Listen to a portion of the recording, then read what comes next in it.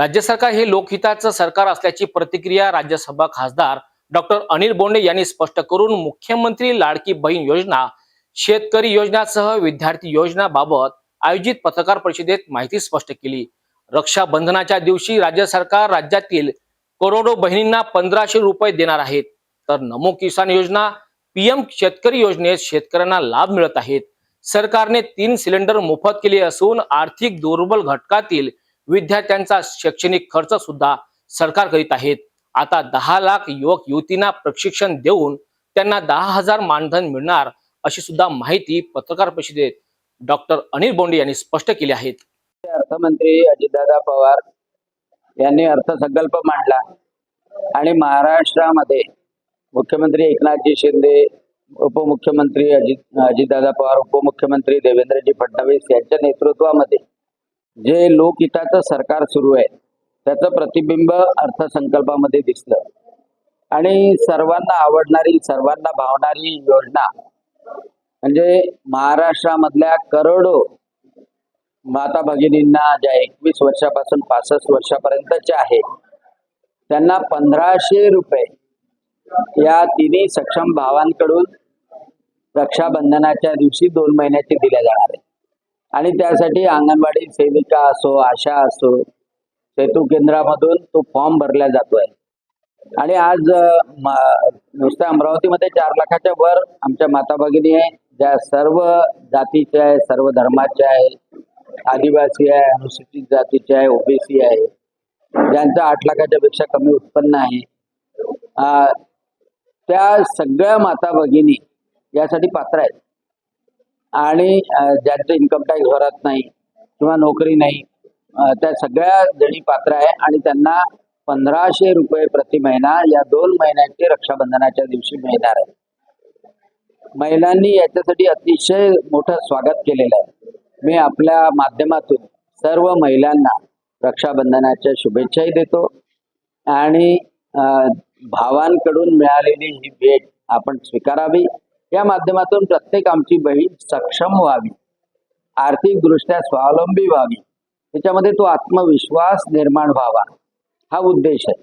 आणि सरकार त्याच्यासाठी 46,000 कोटी रुपये वर्षाला खर्च करणार। शेतकऱ्यांना पीएम किसानची 6,000 मिळतात, त्याचप्रमाणे नमो किसानचे 6,000 रुपये, म्हणजे एका शेतकऱ्याच्या कुटुंबात महिन्याला 1,000 रुपये पीएम किसान आणि नमो किसानची मिळून आणि 1,500 रुपये त्या माता भगिनीला लाडकी बहिणीचे असे पैसे मिळणार आहेत। या माध्यमातून ज्या छोट्या अडचणी असतात त्या दूर होऊ शकतात।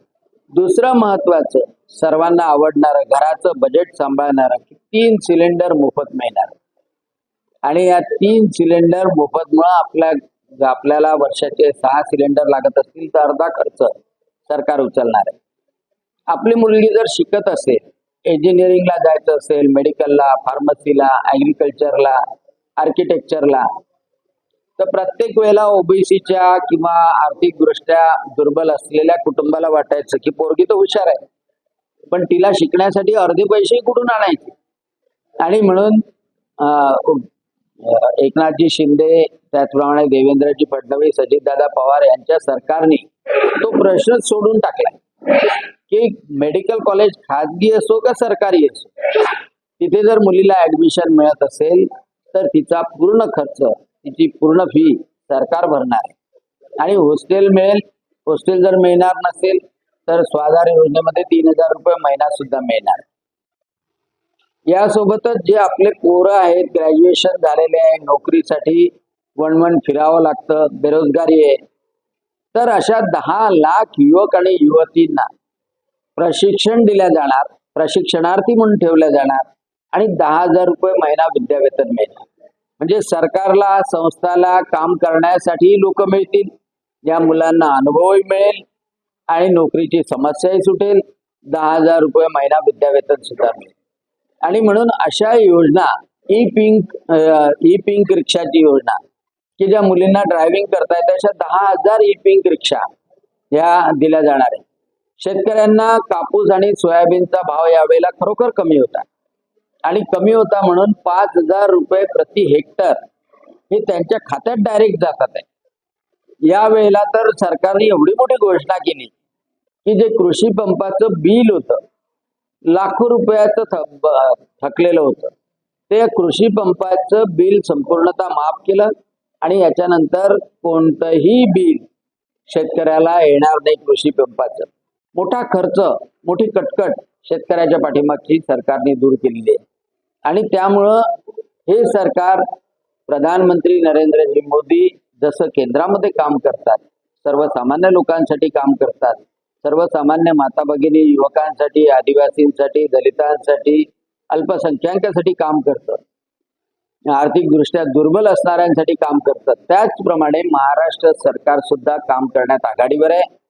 आणि महाराष्ट्रामध्ये उद्योग, महाराष्ट्रामधली शेती, महाराष्ट्रामधले पायाभूत विकास हा सुद्धा वाढला पाहिजे, यासाठी सातत्यानं निधी टाकतात आहे. आणि म्हणून असं कार्यक्षम सरकार सातत्यानं यावं, ही विनंती सुद्धा या निमित्तानं मी करतो.